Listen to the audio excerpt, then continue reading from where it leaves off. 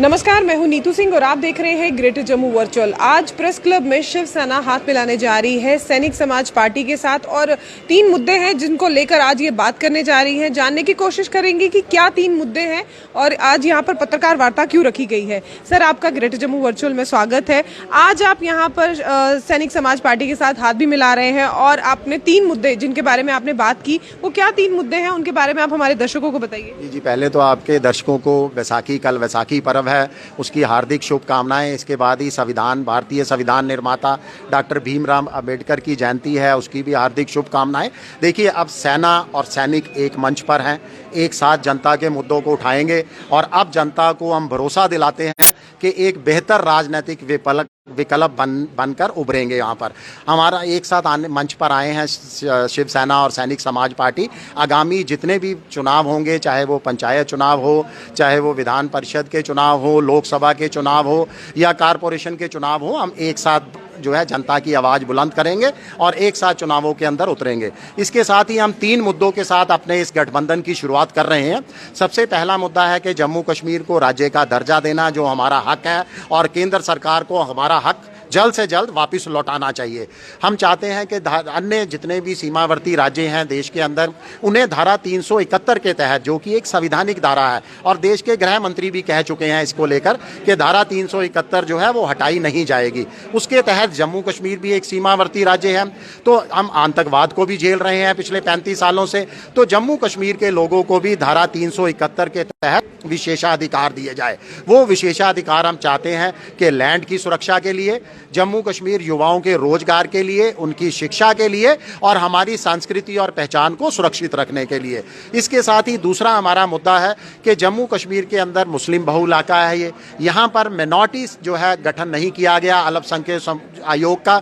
चाहते हैं कि अल्पसंख्यक आयोग का गठन किया जाए और जो कौम यहाँ पर मिनॉरिटी के अंदर है, जैसे हिंदू, सिख, ईसाई यहाँ पर मिनॉरिटी के अंदर है, उन्हें उन कल्याणकारी योजनाओं से वंचित ना रखा जाए जो अल्पसंख्यक समुदाय के लिए हैं।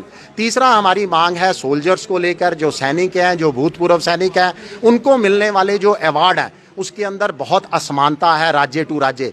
तो जम्मू कश्मीर के अंदर वो राशि, जैसे गैलेंट्री अवार्ड की राशि बहुत कम है।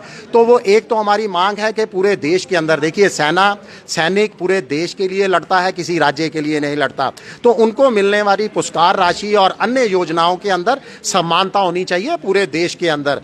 मगर जम्मू कश्मीर के अंदर हमारे पड़ोसी राज्यों के मुकाबले वो राशि बहुत कम है, उसको बढ़ाया जाए और एक समानता लाई जाए। इन्हीं 3 मुद्दों के साथ हम इस गठबंधन का जो है वो शुभारंभ कर रहे हैं। सर, आपने स्टेटहुड की बात की और यहाँ वहीं union home minister Amit Shah ji ने भी कहा था कि जैसे ही इलेक्शन होंगे उसके बाद जम्मू कश्मीर को स्टेटहुड का दर्जा दे दिया जाएगा। देखिए, हमें तो बात की गई थी, बहुत जल्द स्टेटहुड का दर्जा दिया गया था। अगर उनकी आप स्टेटमेंट याद करो जो 5 अगस्त 2019 को सदन के पटल से कही गई थी कि जब जम्मू कश्मीर में सब कुछ बेहतर हो जाएगा, कश्मीर के हालात बेहतर हो जाएंगे, तो हमें राज्य का दर्जा लौटा दिया जाएगा। दिया नहीं जाएगा, लौटा दिया जाएगा। मैं तो कहूँगा, वो तो बार बार यहाँ आकर कहते हैं, पिछले 2 सालों से कह रहे हैं all is well in Jammu Kashmir. जब जम्मू कश्मीर के अंदर अमन बहाली है, all is well in Jammu Kashmir, तो हमें राज्य के दर्जे से वंचित क्यों रखा जा रहा है? राज्य का दर्जा हमें जल्द से जल्द दिया जाना चाहिए और ये चुनाव वाली ब्लैकमेलिंग नहीं करो।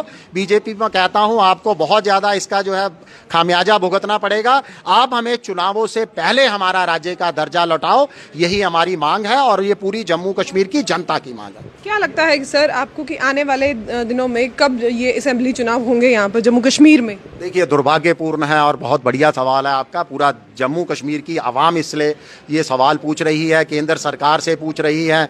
हम बहुत प्रयास कर चुके हैं। 2 दिन पूर्व भी हम जो है चुनाव आयोग जम्मू कार्यालय में जाके सीईओ साहब से मिले, मुख्य चुनाव आयुक्त के नाम जो है ज्ञापन दिया।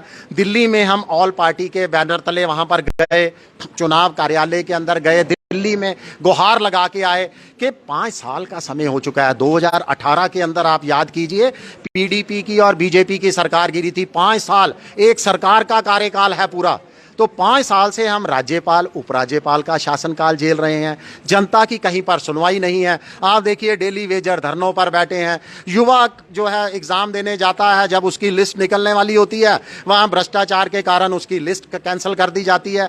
यानी हर पीढ़ी के लोग हर पीढ़ी के लोग, हर वर्ग के लोग इस समय परेशान हैं और इसकी परेशानी का सबसे बड़ा हल यही है कि जम्मू कश्मीर को राज्य का दर्जा और उसकी चुनी हुई सरकार, अगर सरकार होगी जनता की सुनवाई होगी। आज जनता की सुनवाई नहीं है कहीं पर भी। सर, एक सवाल और आपसे जानना चाहती थी कि अगर असेंबली चुनाव यहाँ पर होते हैं तो आप किस कॉन्स्टिट्यूंसी से चुनाव लड़ेंगे? देखिए, वो डिसाइड करेंगे जहां से जनता चाहेगी। हम जनता के बीच इसीलिए जा रहे हैं कि जनप्रतिनिधियों के जो जनता की आवाज़ होगी, जो जनता चाहेगी, उन्हीं को चुना जाएगा। हमारे जो है कैंडिडेट अलग पार्टी के नहीं होंगे, अलग अलग नहीं होंगे जो आपको चेहरे दिखाई दे रहे हैं। वो प्रतिनिधि होंगे जो जनता चाहेगी, जिनके ऊपर जनता उंगली रखेगी, उसी को हम चुनाव की टिकट देंगे।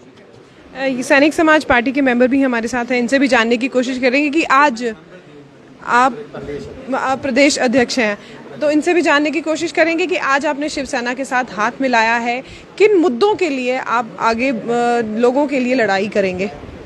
देखिए, जैसे अभी मनीष साहब ने बड़ा एलेबोरेटली कवर किया है, डेमोक्रेसी के अंदर एक वायबल अपोजिशन होना बहुत ज़रूरी है, अदरवाइज उसकी जो सफरिंग है वो जनता को होती है। जम्मू कश्मीर के अंदर मैं ये बोलूँगा कि today is a historical day कि पहली बार जम्मू बेस्ड रीजनल पार्टीज जो हैं वो इकट्ठे आई हैं और म्यूनिसिपैलिटी से लेके पंचायत, असेंबली और पार्लियामेंट के इलेक्शन हम इकट्ठे लड़ेंगे। अभी जहाँ तक मुद्दों का सवाल है वो मनीष सानी ने कवर कर दिया है। तो बेसिकली हम 3 चीज़ें चाहते हैं। सबसे पहले restoration of statehood with provision of article 371, उन्होंने डिटेल में कवर कर लिया है। दूसरा, हम चाहते हैं कि स्टेट कमीशन, माइनॉरिटी कमीशन, जो पिछले 75 साल से हमें डिनाई किया गया है because of Kashmir political centric ideology, वो जल्दी से जल्दी दिया जाए ताकि हमारे जो हिंदू, सिख और क्रिश्चियन भाई हैं उनके जो राइट्स हैं एज पर द कॉन्स्टिट्यूशन वो उनको मिल सके। और तीसरा मुद्दा है जो इनइक्वलिटी और जो भेदभाव चल रहा है हमारे सोल्जर्स के बीच में, वो भी एक देन है कश्मीर सेंट्रिक पॉलिटिक्स की। उन्होंने कभी भी फौजियों को रिटायर लीजिए या सर्विंग सोल्जर्स को कभी भी इंसेंटिव या वेलफेयर योजनाएं नहीं दी। इस समय जम्मू के अंदर गवर्नमेंट जॉब के अंदर 6% रिजर्वेशन है। आप पंजाब देख लीजिए, हिमाचल देख लीजिए, 14% के करीब है। वो एक बहुत बड़ा भेदभाव है, वो दूर होना चाहिए। गैलेंट्री अवार्ड, एन्युटी जो साल में एक बार मिलती है, और वन टाइम ग्रांट, उसके अंदर ज़मीन आसमान का फ़र्क है, उसको भी दूर किया जाए। और हमने ये डिसाइड किया है कि हम पब्लिक के बीच में जाएंगे, उनकी आकांक्षाओं के, उनके इरादों के हिसाब से हमारा जो मैनिफेस्टो बनेगा कॉमन मिनिमम प्रोग्राम के अंदर, उसको लागू किया जाएगा। और जैसे जैसे नई नई प्रॉब्लम जम्मू कश्मीर में आती जाती है, उन इशू को हम इकट्ठे होकर रिजॉल्व करेंगे। Thank you. इस समय जो सबसे बड़ी प्रॉब्लम बनी हुई है वो है बेरोजगारी की, उसको आप किस नज़र से देखते हैं? देखिए, ये बेरोजगारी की प्रॉब्लम जो है ये एक बहुत बड़ी प्रॉब्लम है, जिसके लिए मैं ये बोलूँगा कि सेंट्रल गवर्नमेंट भी जिम्मेवार है, स्टेट गवर्नमेंट भी जिम्मेवार है। यूथ अगर इस समय प्रोटेस्ट के मूड में है, वो आपको सारा पता है, डेली वेजर से लेके आप कर लीजिए, तो ये एक मिस गवर्नेंस है।